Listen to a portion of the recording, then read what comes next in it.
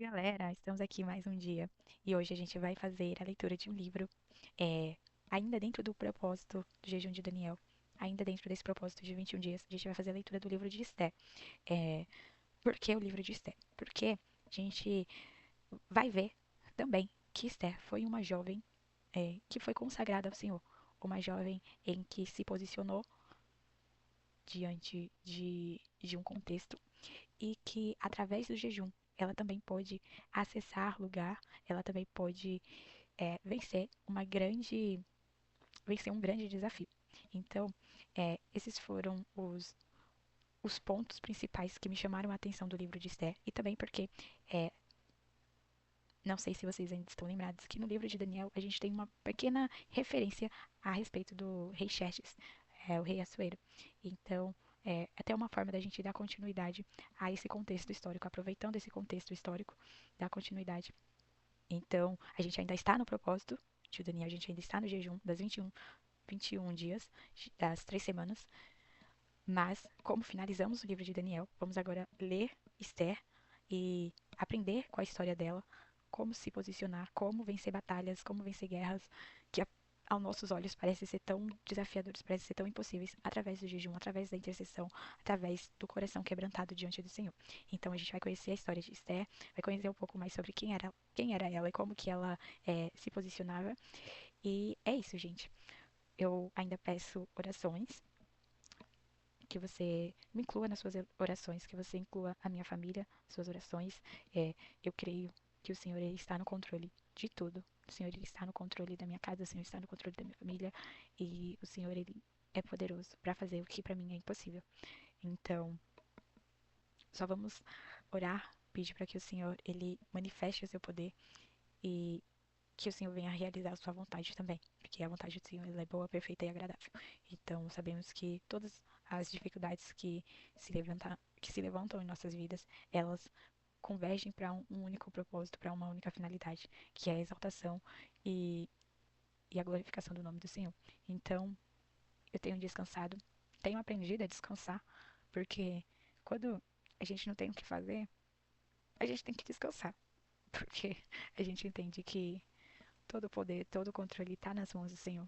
O Senhor, ele é quem dá a vida e o Senhor é quem tira. Quando a gente entende isso, a gente também entende que o nosso foco, os nossos olhos, eles não têm que estar aqui nessa terra, que há um reino muito maior que nos espera. Isso é angustiante falar para mim, porque, meu Deus do céu, mas o Senhor, ele tem me ensinado, Senhor, depois que eu li Daniel 12, o Senhor me mostrou assim, escancaradamente, que Kailane caminha até o fim, você vai descansar, a gente vai descansar. E o que nos espera é muito maior. É muito maior. A herança que nos espera, a promessa que nos espera, ela é muito maior. Então, eu tenho descansado no Senhor. Mas, nem por isso. Enquanto eu puder, eu vou orar, eu vou pedir para que o Senhor ele tenha misericórdia. E que o Senhor ele me dê mais uma oportunidade de estar ao lado do meu Pai. E é isso. Eu não vou entrar muito nesse assunto. Vou beber a minha água, a gente vai fazer uma oração e vai dar continuidade a esse livro. Amém?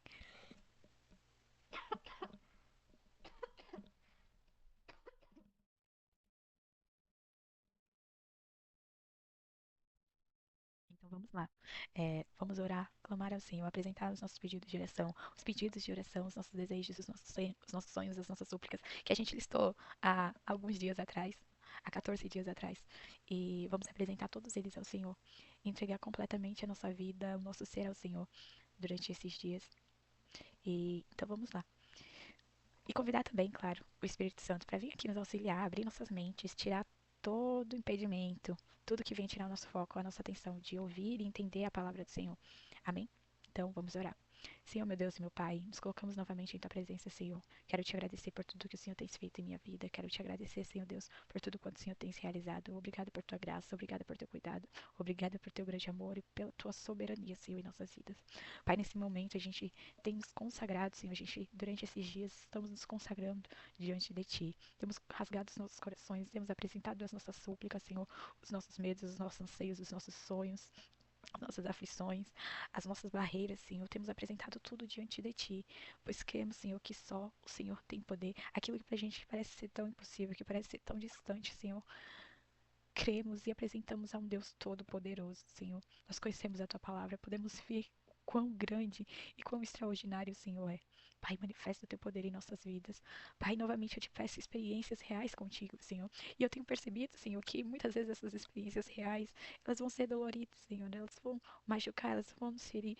Mas, Senhor, é maravilhoso atravessar cada momento contigo. Senhor, é maravilhoso poder descansar no Teu colo, descansar nos Teus braços, Senhor. É maravilhoso, Senhor, passar esses desafios olhando para Ti. Pai, eu te oro nesse momento, eu clamo por Ti, Senhor, eu clamo por Tua graça, por Tua misericórdia, Senhor. Vai naquele hospital, visita meu pai, Senhor, restaura a saúde dele, no nome do Senhor Jesus, meu Pai. Eu sei que eu não sou digna, eu sei que eu não sou merecedora disso, Senhor, mas eu te apresento, Senhor. Esse é o anseio do meu coração, esse é o desejo do meu coração, Senhor. Eu clamo por teu milagre, Senhor. Eu clamo para que o Senhor visite a minha casa, para que o Senhor visite, Senhor, a minha família, visite meu pai. Senhor, também quero apresentar os pedidos de oração, os pedidos de intercessão dessa pessoa que está participando também desse desafio comigo, Pai. Venha abençoar a vida dessa pessoa, que o Senhor possa agir de maneira sobrenatural, que o Senhor possa realizar o extraordinário, que essa pessoa ela possa viver experiências reais, transformadoras contigo, Senhor Deus. Que essa pessoa ela possa estar alicerçada, que essa pessoa ela possa estar firme em Ti, Senhor. Que também não possa olhar para as dificuldades, olhar para os desafios, mas olhar só para Ti. Pai, eu também quero nesse momento convidar o Espírito Santo para vir fazer parte dessa leitura.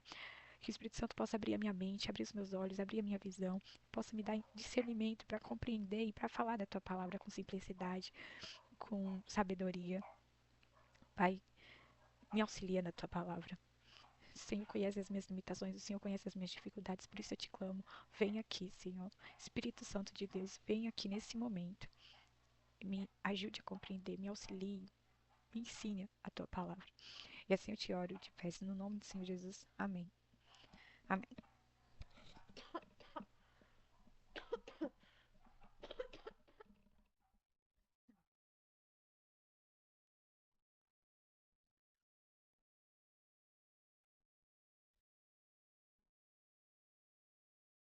Gente, esse vídeo vai ficar angustiante, mas isso não vai ser impedimento para a gente dar continuidade ao nosso propósito, que é ler a palavra do Senhor e aprender através dela.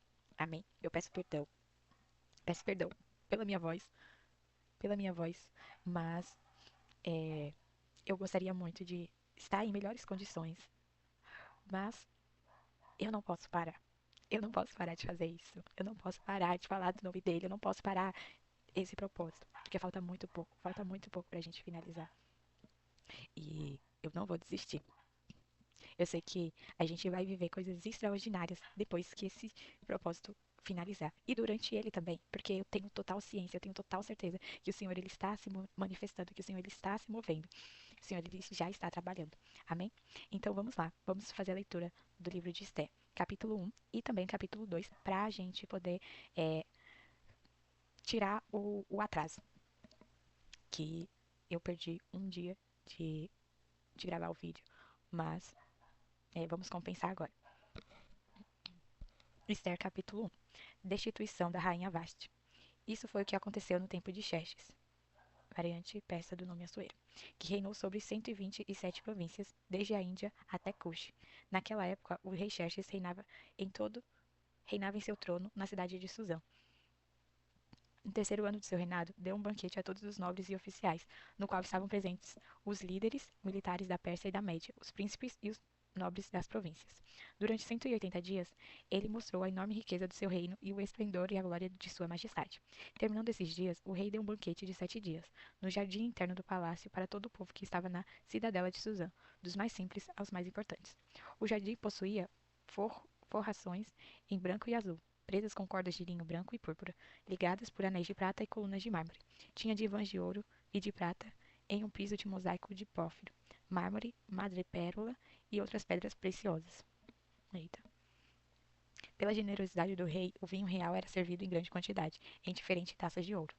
Por ordem real, cada convidado tinha permissão de beber quanto desejasse, pois o rei tinha dado instruções a todos os mordomos do palácio que servissem à vontade. Na mesma ocasião, a rainha Vashti ofereceu um banquete às mulheres no palácio do rei Xerxes.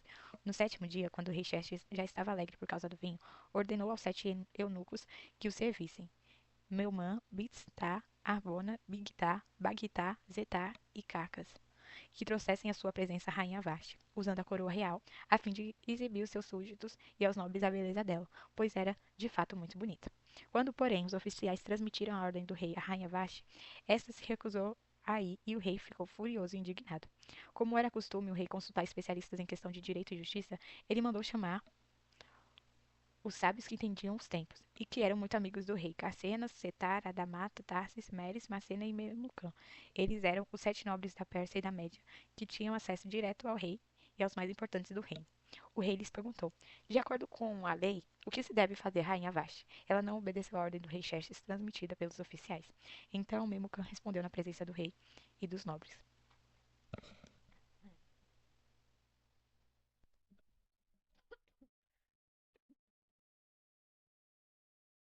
A rainha Vashti A rainha Vashti não ofendeu somente o rei, mas também todos os nobres e os povos de todas as províncias do rei Xerxes, pois a conduta da rainha se tornará conhecida por todas as mulheres, de forma que também desprezarão seu próprio marido quando lhes disserem. O rei Xerxes ordenou que a rainha Vashti fosse à sua presença, mas ela não foi.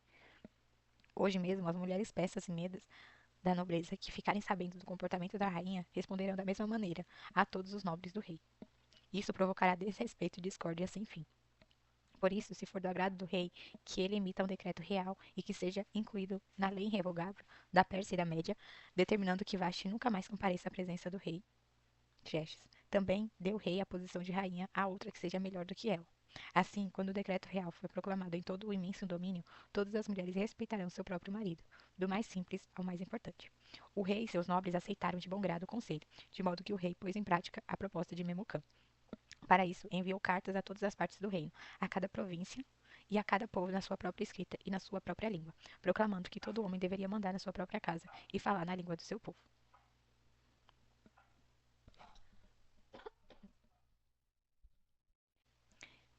Esther capítulo 2. Esther é coroada rainha.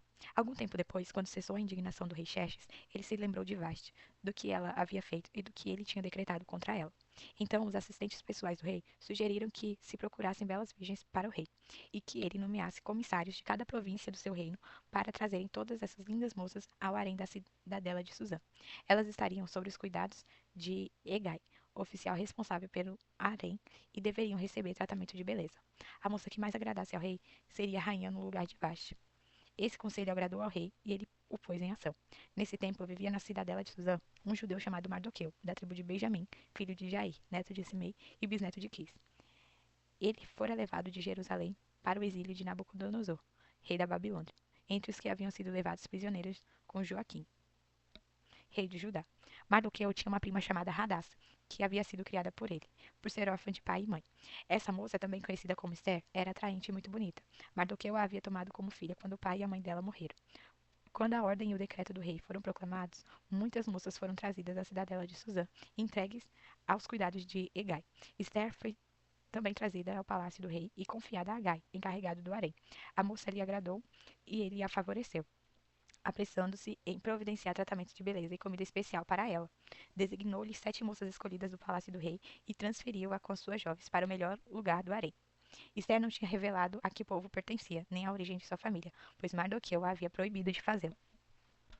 Diariamente ele caminhava de um lado para o outro, perto do pátio do harém, para saber como estava Esther e como a tratavam. Antes de qualquer daquelas moças apresentar-se ao rei Xerxes, devia completar 12 meses de tratamento de beleza prescrito para as mulheres, 6 meses com óleo de mirra e 6 meses com perfumes e cosméticos. Quando iam apresentar-se ao rei, a moça recebia tudo o que quisesse levar consigo do harém para o palácio do rei. À tarde, eita que minha voz falhou, meu Deus.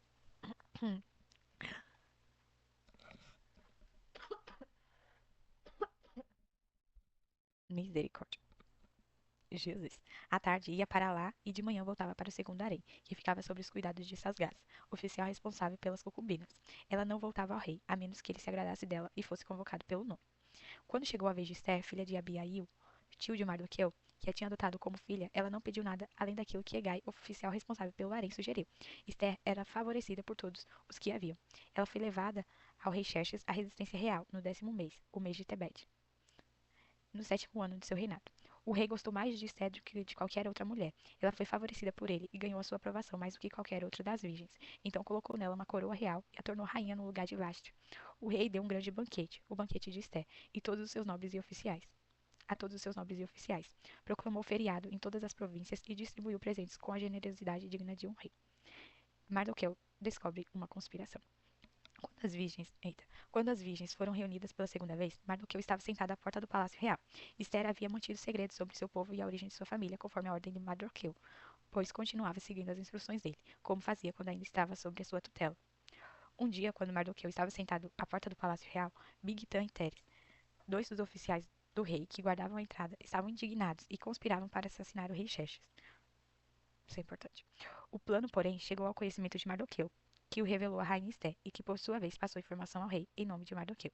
Depois de investigada a informação e constatada a sua veracidade, os dois oficiais foram empalados. Tudo isso foi escrito no livro de Anais, na presença do rei.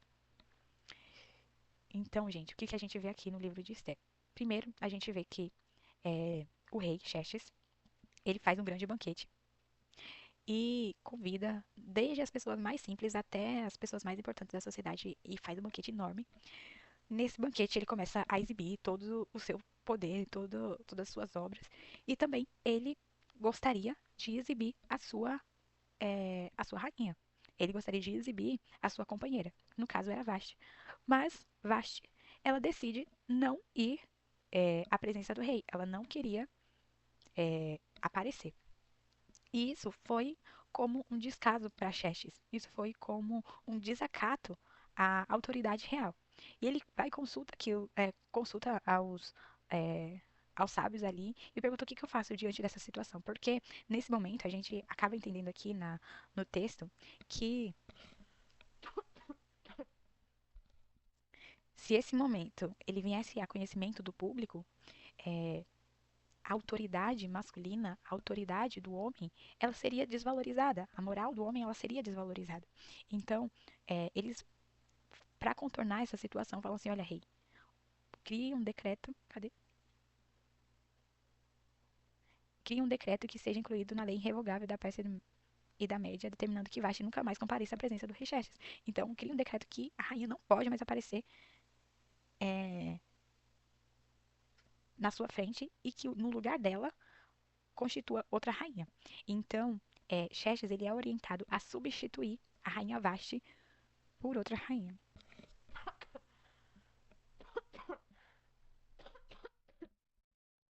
Meu Deus.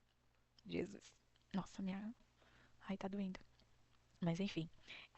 Então a gente vê aqui uma posição de desobediência de Vashti. Vashti ela foi desobediente à autoridade real, autoridade ali do seu esposo.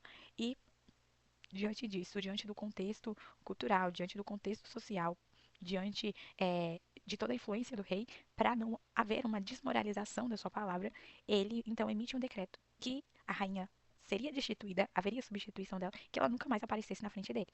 Então, os oficiais, eles dão uma orientação ao rei Xerxes de que ele busque ali na cidade de Suzã mulheres bonitas, apresentáveis, virgens, e que essas mulheres elas ficassem um tempo se preparando para que fossem apresentadas ao rei e ali ele pudesse escolher quem iria ficar no lugar da rainha Vashti. E naquela cidade, uma das moças que é encontrada e que é levada para ser cuidada, para ser depois posteriormente apresentada ao rei, é Radassa. Esther, no caso. Radassa, ela era uma jovem que havia perdido os pais e que estava sob o cuidado do seu tio, chamado Mardoqueu, que também havia passado por aquele processo que Daniel passou de ir para a Babilônia cativo, e enfim. E ele, ele vai e cuida de Radassa, ele é, zela por ela, ele educa ela, e aqui a gente vê que Radassa ela vai e se apresenta ali diante de Agai, cadê? Egai. E a gente vê que Esther tem até um ponto bem bacana entre a história de Esther e a história de Daniel. É que eles eram como que eu posso dizer? A simpatia deles, o favor, na verdade, o favor de Deus, alcançava a vida deles, resplandecia na vida deles, que eles conseguiam voluntariamente, espontaneamente, ter afeição pelas pessoas de cargos estratégicos. E isso permitiu com que eles ganhassem favor e acessassem os lugares que anteriormente não eram para eles. Então aqui a gente vê que, da mesma forma que aconteceu com Daniel, aconteceu com Esther. Esther, ela alcançou a graça, ela alcançou o favor de Egai. Egai era o oficial que ficava responsável por cuidar dessas moças. E ali ele prepara o melhor para ela. Ele prepara o melhor lugar para ela ficar, ele prepara o melhor alimento, ele prepara tudo para ela, todo o melhor tratamento para Esther. E a gente vê aqui mais uma vez que o Senhor, quando ele está trabalhando na nossa vida, quando o Senhor ele quer nos levar a lugares estratégicos, o Senhor ele cuida de tudo. E o Senhor ele prepara tudo. O Senhor se responsabiliza por tudo. Então é muito bacana ver como que as coisas, como que as portas elas vão se abrindo, como que o caminho ele vai espontaneamente, naturalmente, se direcionando a gente para a vontade e para a posição que o Senhor quer que a gente esteja. Então aqui a gente vê que Esté espontaneamente, entre aspas, ela alcançou o favor, ela alcançou a graça, porque a gente já sabe que o que estava preparado para Esther era muito maior e que a influência que Esther exerceria, a posição que, o cargo que Esther exerceria ali era de extrema importância. E hoje eu estava assistindo é, um vídeo e depois o Espírito Santo começou a falar comigo a respeito de liderança. Que o quanto é necessário a gente, como filhos, como servos do Senhor, exercer papéis na sociedade, papéis de liderança. Porque a gente é guiado, porque quando somos direcionados pelo Espírito do Senhor, a gente consegue tomar atitudes, consegue tomar decisões de acordo com a vontade do Senhor, que não vão beneficiar só a gente, mas que vai conduzir para a boa e perfeita vontade do Senhor. Então, é importante sim que a gente jovem, a gente que é filho do Senhor, a gente que é servo do Senhor, a gente busque participar, a gente busque estar exercendo atividades estratégicas, atividades que possam influenciar todo um contexto, porque a gente está sendo direcionado pelo Senhor. Então, se você, novamente trazendo o exemplo da escola, da universidade, do trabalho, exerça esses papéis de liderança, exerça esses cargos, porque é necessário que nesses cargos estratégicos, pessoas que tenham como que eu posso falar, uma conexão direta com o Senhor, uma conexão direta com os céus, ele possa conduzir aquele ambiente para que um contexto, para que um grupo, para que uma sociedade ela seja impactada, ela seja transformada pela presença do Senhor. Então a gente vê aqui na história de Esther, na história de Daniel, uma sociedade que vai ser impactada porque a pessoa ela decidiu se colocar, se posicionar e refletir os seus valores dentro daquele ambiente. Então, avançando, a gente vê aqui que Esther, ela não pôde revelar a que povo ela pertencia, ela não podia falar que ela era judeu, porque ali Xerxes era um rei da linhagem medo-persa, então ela não podia revelar a que tribo, a qual descendência que ela era. Porque Mardoqueu, ele falou, olha, Esther, fique calada em relação a isso. Você não revele de qual é a sua linhagem. E ela obedeceu. Então a gente vê outro princípio aqui de Esther, a obediência, a submissão. Esther, a gente vê aqui que ela já era submissa ao seu tio. Então não haveria não haveria dificuldades para ela se submeter também à autoridade do rei. Então esse é um dos pontos que a gente pode aprender aqui na palavra. O Senhor fala comigo que eu posso aprender. Vou destacar também que da mesma forma que Esther ela teve a, a facilidade de se submeter àquele que representava a sua família, ela teve também a disponibilidade, ela teria também a disposição de se submeter ao rei, ao seu líder, ao seu esposo. Então, esse é um ponto que a gente pode observar dessa palavra. E, enfim, avançando aqui, a gente vê que a gente vê um pouco mais da história de Esther e que também, quando ela vai se apresentar ao rei, o rei, ele se vislumbra por Esther. Ele gostou muito de Esther do que qualquer outra mulher e ela foi favorecida e ganhou a aprovação do rei Xerxes e ali ela se tornou a rainha no lugar de Vashti. Então, avançando mais na história, a gente vê onde tudo começa a virar de ponta cabeça, que é quando Mardoqueu, ele vê homens tramando a morte do rei. Cadê? Ok, dois oficiais do rei conspiravam assassinar o rei Xerxes. Então, Mardoqueu, ele ficava sempre ali, na porta, sentado na frente do palácio, porque ele estava cuidando, de certa forma, de Esther, vigiando Esther, porque, claro, né, Esther, ela era de outra descendência, e ele ficava ali zelando por Esther.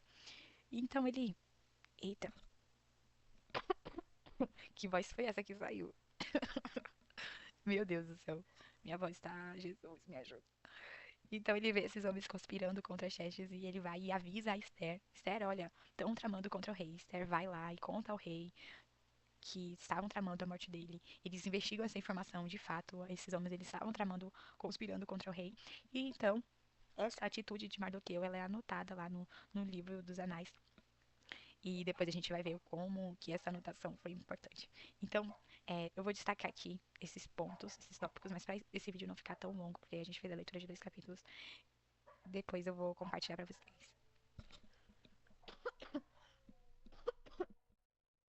Depois eu vou compartilhar para vocês como que ficou todo esse resumo, mas de forma bem geral. Essa é o contexto da narrativa de Esther. É isso que puxa depois toda, desencadeia toda a história. Então, logo no começo a gente já pode aprender sobre submissão, a gente também pode aprender sobre alcançar o favor das pessoas através do brilho do Senhor em nossas vidas, através da graça do Senhor. A gente também pode aprender que o Senhor, quando Ele está nos conduzindo para o lugar, para a posição que a gente, que Ele deseja que estejamos, Ele vai cuidar de tudo, Ele vai se responsabilizar de tudo. E o melhor sempre vai vir para a gente. Então a gente vê aqui que um dos indicativos de que estava no centro da vontade do Senhor era que as coisas elas foram se encaminhando e os propósitos do Senhor foi se revelando na vida de Esther. Então, isso a gente pode aprender através desses 2 capítulos. E ainda tem muito a explorar. Eu vou ler, vou meditar mais um pouco nessa história. E é isso, gente. Eu agradeço a todos que estão aqui participando, que está dando continuidade, que está suportando essa minha voz e as minhas crises de tosse agora. Eu espero que vocês estejam rindo. Não estejam bravos, mas estejam rindo disso. É, dos momentos que minha voz falha. Mas é tudo para que a vontade do Senhor ela seja realizada, que a palavra do Senhor ela seja falada e que mais e mais pessoas possam conhecer o Senhor e mais a gente possa crescer através da palavra do Senhor. Então aqui é só uma forma de compartilhar os meus aprendizados e se você estiver participando também, é um prazer ouvir as suas impressões também sobre o livro. Então compartilhe aqui nos comentários o que você está achando, e diz aí como que tá a sua experiência na leitura desse livro, se você já leu, o que você pensa também sobre o livro de Daniel. E é isso, gente. Um grande beijo pra você e até amanhã. Tchau!